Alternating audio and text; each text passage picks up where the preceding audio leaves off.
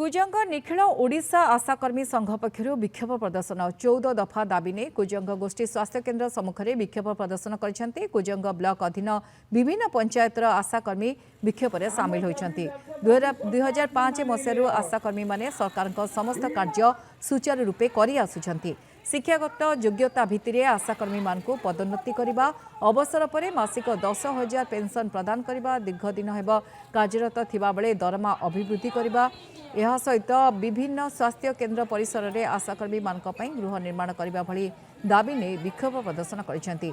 दाबीपत्र उपरे सरकार जदि दृष्टि न दियंती तेबे आगामी दिन में आशाकर्मी माने कार्य बंद आंदोलन को ओह्लैबा पई संघ पक्षरु चेतावनी दिया जायछि। चाहूँ जे आमको भल व्यवहार करा जाऊ एवं आमर जेतिके काम आमे करूछु आमे करिवु किना आम पर एते प्रेशर न दिया जाऊ। व्यवहार खराब माने कोन ना जदि तुम ये काम न करिवो तमर इनसेंटिव आमे काटि दो, दरमा बंद कर दो। आम मेडिकल अफसर आम कहिसेंती आमर जेतिकी जो कोनसे काम आमर करबा कथा आमे करूछु, आमे कहू आमे मासे काम बंद कर दो केमी से माने करि देबे सब काम आमे एति चैलेंज करूछु। आमे ते काम बंद कर देबु जदि से काम नहीं आने तुले देबे तले हमर चाकरी दरकार नाही। आशा मानकर जो दाबी रही सेमानकर सर्वनिम्न मजूरी 26,000 टंका।